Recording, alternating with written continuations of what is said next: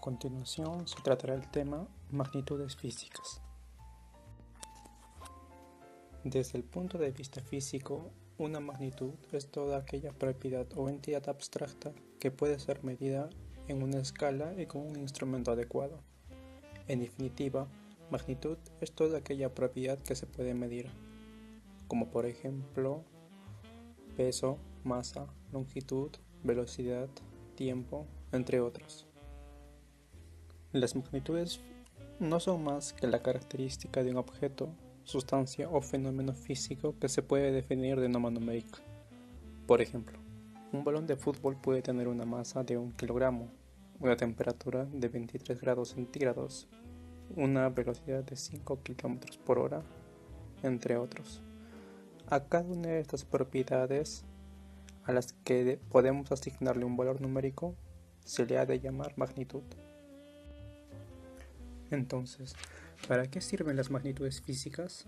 Bueno, estas sirven para traducir en un valor numérico los resultados de las distintas observaciones.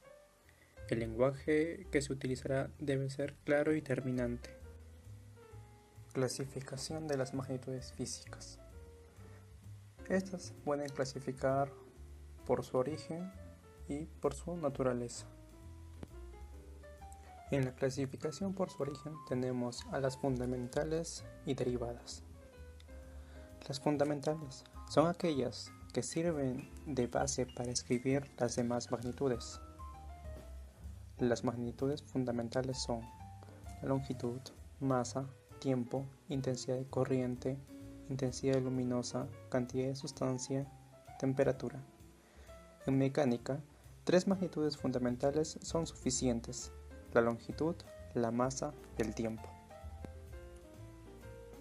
Las derivadas son aquellas magnitudes que están expresadas en función de las magnitudes fundamentales, es decir, se derivan de ellas. Tales ejemplos como la fuerza, la velocidad, densidad, trabajo, presión, aceleración, superficie, potencia.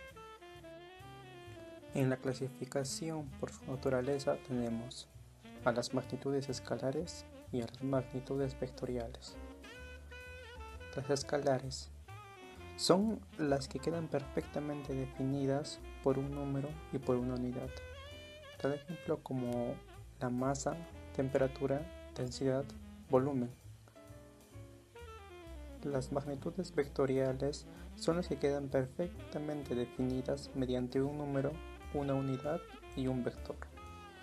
Este es un segmento dirigido en el que deben considerarse los siguientes elementos: el origen o punto de aplicación, el sentido, la intensidad, módulo, magnitud y dirección. El módulo de una magnitud vectorial siempre es un número real positivo. Tenemos como ejemplo de magnitudes vectoriales la fuerza, la cual hay que aplicar a un cuerpo para moverlo, el desplazamiento que experimenta un cuerpo cuando se mueve. Por lo tanto, no podremos decidir el efecto que produce una fuerza sobre un cuerpo a menos que agreguemos más información. Dirección, ¿por dónde? ¿En qué dirección aplicamos la fuerza? El sentido, ¿hacia dónde? ¿Se aplicará la fuerza o con qué sentido? Punto de aplicación, ¿desde dónde? ¿En qué punto del cuerpo aplicamos la fuerza? Y el módulo, ¿cuánto, con qué magnitud se aplica esa fuerza? Vector. Un vector tiene 3 características esenciales: módulo, dirección y sentido. Para que dos vectores sean considerados iguales, deben tener igual módulo, igual dirección e igual sentido. Los vectores se representan geométricamente con flechas y se le asigna por lo general una letra que en su parte superior lleva una pequeña flecha de izquierda a derecha. Módulo está representado por el tamaño del vector y hace referencia a la intensidad de la magnitud. Dirección corresponde a la inclinación de la recta y representa el ángulo entre ella y un eje horizontal imaginario.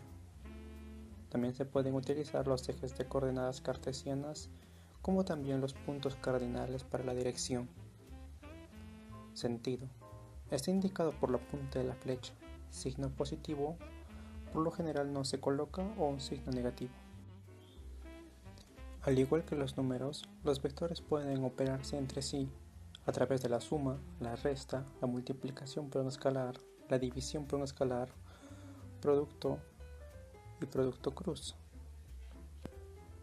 El producto punto y el producto cruz son propios de los vectores. Errores experimentales. Tenemos fuentes de error, tipos de error y cifras significativas. Error accidental o aleatorio. Se comete casualmente y no puede ser controlado. Error sistemático. Se debe a un error en el aparato de medida o un mal uso por parte del operario. Tipos de error. Tenemos al error absoluto y al error relativo. El absoluto es la diferencia entre el valor de la medida y el valor exacto o verdadero. Error relativo es el cociente entre el error absoluto y el error exacto o verdadero de la medida. Se suele expresar en tanto por ciento. Cifras significativas. Las cifras significativas de un número son aquellos que aportan alguna información, es decir, son razonablemente confiables, incluida la última cifra estimada. Esto es, son todas las cifras que pueden leerse directamente en el aparato de medición. Por ejemplo, si un número es mayor que la unidad, todos los ceros escritos a la derecha del punto decimal cuentan como cifras significativas. Y si un número es menor que la unidad, solamente los ceros que están al final del número o entre dígitos diferentes de cero son significativos. Sistema de unidades. La necesidad de tener una unidad homogénea para determinada magnitud obliga al hombre a definir unidades convencionales, tales como el caso de la pulgada, el pie y la yarda. Sistema Internacional de Medidas. El 14 de octubre de 1960, la Conferencia General de Pesas y Medidas estableció el Sistema Internacional de Unidades que tiene vigencia en la actualidad. Este sistema consiste en un conjunto de magnitudes fundamentales a partir de las cuales se pueden definir todo tipo de magnitudes derivadas. Unidades de base. Son aquellas unidades respectivas de las magnitudes fundamentales. Unidades derivadas. Son las unidades correspondientes a las magnitudes derivadas. A continuación solo se presentarán algunas de ellas. Aquí podemos hacer unas pequeñas observaciones, tales como el símbolo de una unidad no admite punto al final. Cada unidad tiene nombre y símbolo. Estos se escriben con letra minúscula a no ser que provenga del nombre de una persona, en cuyo caso se escribirán con la letra mayúscula. Notación exponencial. En la física es muy frecuente usar números muy grandes, pero también números muy pequeños. Para su simplificación se hace uso de los múltiplos y los submúltiplos. Aquí se puede apreciar que los símbolos de los múltiplos o submúltiplos se escriben en singular. Todos sus nombres están escritos en minúscula y los símbolos de los prefijos para formar los múltiplos se escriben en mayúscula, excepto el prefijo de kilo, que por convención se da con la letra K minúscula. En el caso de los submúltiplos se escriben con minúsculas. Al unir un múltiplo o submúltiplo con una unidad del sistema internacional, se forma otra nueva unidad.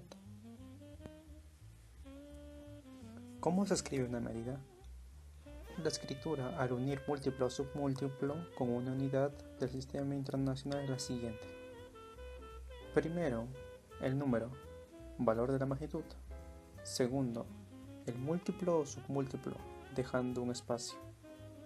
Poniendo en tercer lugar la unidad del sistema internacional sin dejar espacio. Con esto concluimos el tema magnitudes físicas.